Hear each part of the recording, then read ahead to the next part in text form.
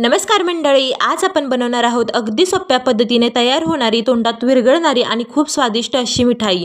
खास गोष्ट म्हणजे ही मिठाई बनवण्यासाठी आपण फक्त 2 चमचे दुधाचा उपयोग केलेला आहे। यामध्ये मावा तर अजिबातच वापरलेला नाही, तरी सुद्धा मिठाईला छान मऊसूद असं टेक्स्चर आणि अप्रतिम अशी चव येते। तर चला रेसिपीला सुरुवात करूया। सर्वात आधी मी त्या अर्धी वाटी बदाम घेतलेले आहेत। बदाम एका भांड्यात काढून त्यामध्ये आता गरम पाणी टाकून साधारणतः अर्धा तास भिजण्यासाठी ठेवलेले आहेत।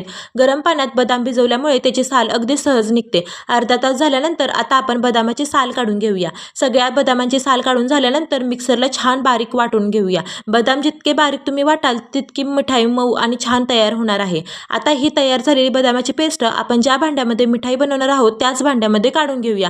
आता मिक्सरच्या भांड्यात 2 चमचे दूध टाकून हे भांडं छान घोळून घेऊया, म्हणजे मिक्सरला चिकटलेली बदामाची पेस्ट सुद्धा निघून जाईल। आणि हे दूध सुद्धा आपण त्याच मिश्रणामध्ये टाकून घेऊया।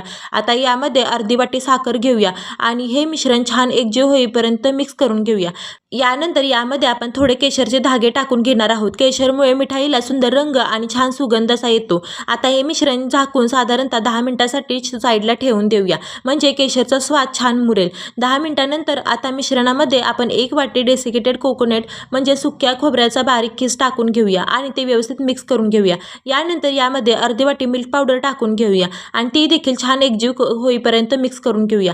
आता मी यामध्ये थोडासा पिवळा फूड कलर टाकून घेतलेला आहे। हा पूर्णपणे ऑप्शनल आहे। तुम्हाला मिठाईला छान पिवळसर रंग हवा असेल तर तुम्ही टाकू शकता, नाहीतर ही स्टेप तुम्ही स्किप केली तरीही चालेल।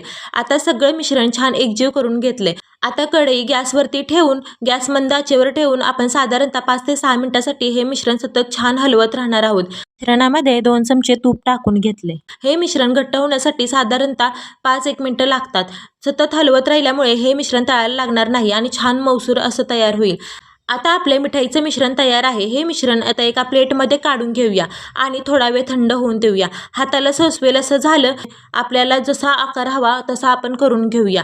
मी ते पेढ्यांचा सुंदर आकार देऊन घेतलेला आहे। तुम्हाला जर बर्फीचा आकार द्यायचा असेल तर तो देखील तुम्ही देऊ शकता किंवा तुमच्या आवडीनुसार कोणताही आकार याला देऊ शकता। आता आपली स्वादिष्ट बदाम नारळ मिठाई तयार आहे। कमी साहित्यामध्ये माव्याशिवाय आणि अगदी सोप्या पद्धतीने तयार झालेली ही मिठाई तुम्ही नक्की करून बघा आणि कशी झाली ती कमेंट करून नक्की सांगा। रेसिपी आवडली असेल तर लाईक करायला कंजूसी करू नका आणि चॅनलला सबस्क्राईब करायला विसरू नका। भेटूया पुढच्या व्हिडिओमध्ये। तोपर्यंत स्वतःची आणि आपल्या कुटुंबातील व्यक्तींची काळजी घ्या, कारण आपलं कुटुंबच आपलं खरं जग आहे।